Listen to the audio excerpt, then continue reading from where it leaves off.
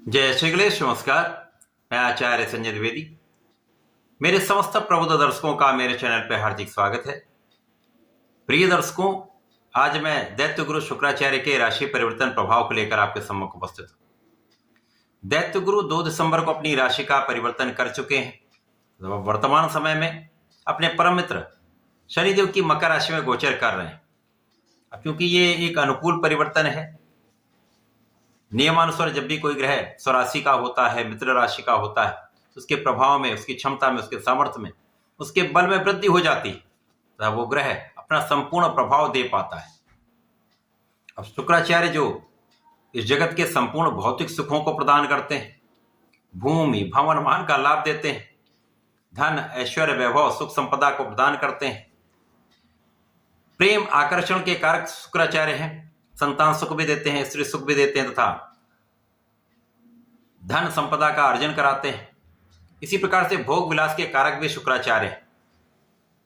अब जो समस्त सुखों को प्रदान करने वाले शुक्राचार्य एक अनुकूल भाव में हो रहे हैं, तो निश्चित रूप से कुछ सकारात्मक परिणाम भी प्रदान करेंगे। आज मैं धनु राशि के लिए शुक्राचार्य के इस राशि परिवर्तन का किस प्रकार का लाभ प्राप्त होने वाला है, किन भाव में वृद्धि हो रही है, इस समय में आप कितना लाभ प्राप्त कर पाएंगे, अथवा कहीं पर कोई अवरोध है अथवा समस्या है तो उसका क्या निराकरण है, संपूर्ण विश्लेषण मैं पूर्ण तर्क के साथ करने जा रहा हूं। प्रिय दर्शकों, इस राशिफल को आप अपने चंद्र राशि के आधार पर देखें, अर्थात आपकी जन्म कुंडली में यदि 9 नंबर में चंद्रमा है तो आपकी धनु राशि। धनु राशि के लिए शुक्राचार्य आपके षष्ठम भाव के स्वामी तथा आपके लाभ भाव के स्वामी हैं। षष्ठेश तथा लाभेश का गोचर आपके धन भाव में प्रारंभ हो रहा है। अब ये यदि यहां पर हम आकलन करें तो ये एक अत्यंत विशिष्ट प्रभाव देने वाला ये योग बन रहा है, क्योंकि ज्योतिष के नियमानुसार जब कभी लाभ के स्वामी का धन के साथ संबंध बन जाए, धन के स्वामी का लाभ के साथ संबंध बन जाए अथवा लग्न के साथ संबंध बन जाए, तो ये एक बड़ा लाभ देने वाला, महाधन देने वाला, महालाभ देने वाला योग बनता है। वर्तमान समय में गुरुदेव बृहस्पति का गोचर शुक्राचार्य की ही वृषभ राशि में चल रहा है, जो कि षष्ठम भाव है। तो धनु राशि के लिए षष्ठम भाव में गुरुदेव बृहस्पति गोचर कर रहे हैं। इनकी दृष्टि का प्रभाव शुक्राचार्य पर होगा, जो कि धन भाव में गोचर कर रहे हैं। निश्चित रूप से ये एक महापरिवर्तन है, बड़ा लाभ देने वाला है। इस समय में आपकी लग्न को प्रबलता मिलेगी, आपका ज्ञान बढ़ेगा, विशेष ज्ञान में वृद्धि होगी, आध्यात्मिक भाव प्रबल होगा तथा इस समय में आपके मनोबल में वृद्धि होने वाली है। मनोबल में वृद्धि होगी। यहां पर आप बहुत धैर्य के साथ अपने कार्य करने वाले हैं, पूर्ण संयम के साथ समस्त निर्णय लेने वाले हैं। तो यहां पर आपका प्रभाव बढ़ने वाला है। अब बहुत व्यवहारिक भी रहेंगे, बहुत प्रभावशाली भी रहने वाले। इस समय में परिवार का संपूर्ण सहयोग आपको प्राप्त होगा, पारिवारिक भाव में वृद्धि होगी। यहां पर आपके ज्ञान से, आपके क्षमता से, आपके सामर्थ्य से यहां आप महाधन का लाभ लेने जा रहे हैं। यहां पर किसी प्रकार का कोई संदेह नहीं। पारिवारिक संपत्ति से भी आपको लाभ मिलेगा। इस समय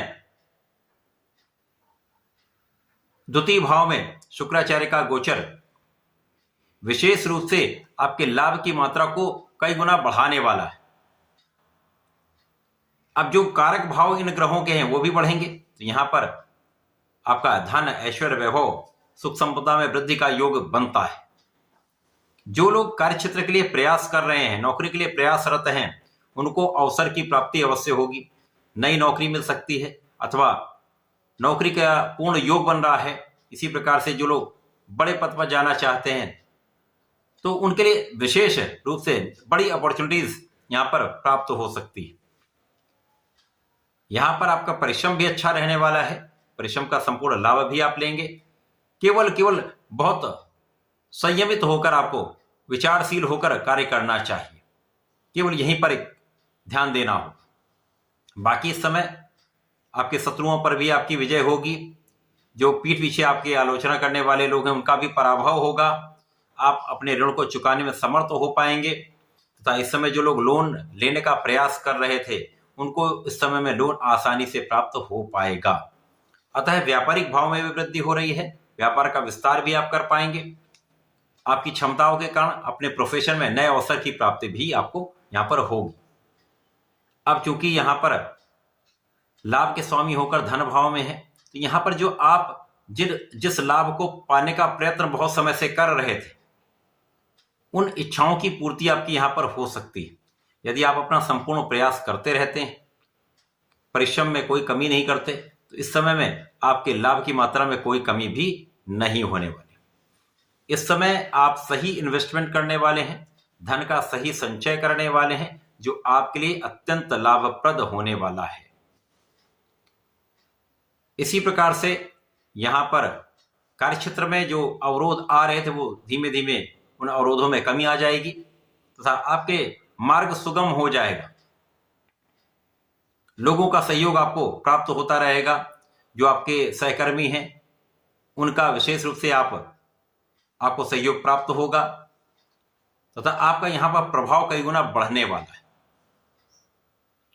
अब चूंकि यहाँ पर जो लोग विदेश में रहकर कार्य कर रहे हैं, विदेश सेवाओं में हैं, उनके लिए बड़े पद का योग बन रहा है, तो बड़े पद के कारण भी इंक्रीमेंट हो सकता है, बड़े पद के कारण भी धन वृद्धि हो सकती है, ऐसा भी योग यहाँ पर दिख रहा है। जो लोग विदेश में रहकर कार्य कर रहे हैं, नौकरी कर रहे हैं, व्यापार कर रहे हैं, उनके लिए किसी प्रकार का कोई बड़ा दुर्योग नहीं है। केवल कुछ व्यय में वृद्धि हो सकती है, जहां आपको नियंत्रण भी रखना पड़ेगा। ये समय धनु राशि के लिए शुक्राचार्य का परिवर्तन एक अच्छे भाव में होकर विशेष रूप से प्रभावी है। यदि यहाँ पर आप अपने बुद्धि बल का प्रयोग करते हैं, धैर्य के साथ कार्य करते हैं तथा अपने वाणी पर पूर्ण संयम के साथ आप बात करते हैं, तो इस समय वाणी का प्रभाव विशिष्ट रहने वाला है। वाणी का सही उपयोग आपके कार्य क्षेत्र में भी आपको बहुत बड़ा लाभ दे सकता है। तो सोच विचार कर कार्य करिए, समझदारी से काम करेंगे तो लाभ अवश्य प्राप्त होगा। समस्याएं आपकी कम होंगी, रोगों की मात्रा में कमी आएगी, आप स्वस्थ रहने वाले हैं तथा भोग विलास के ऊपर आपका नियंत्रण रहने वाला है। लेकिन आपको प्रयास इसको छोड़ने का करना पड़ेगा। यदि किसी प्रकार का कोई व्यसन है तो त्याग देंगे तो विशेष लाभ आपको प्राप्त होगा। धनु राशि के लिए इस पूरे समय में आपको नियमित रूप से भगवान भोलेनाथ का अभिषेक करना चाहिए। प्रत्येक शुक्रवार को जलाभिषेक करें तथा दही से अभिषेक करेंगे तो विशेष लाभ भी मिलेंगे, समस्याएं कम होंगी, लाभ की प्राप्ति अवश्य हो। तथा इस समय में आपको नियमित रूप से भगवान श्री हरि का ओम नमो भगवते नारायणाय का एक माला का जप नित्य करना चाहिए, सर्वश्रेष्ठ लाभ प्राप्त होगा।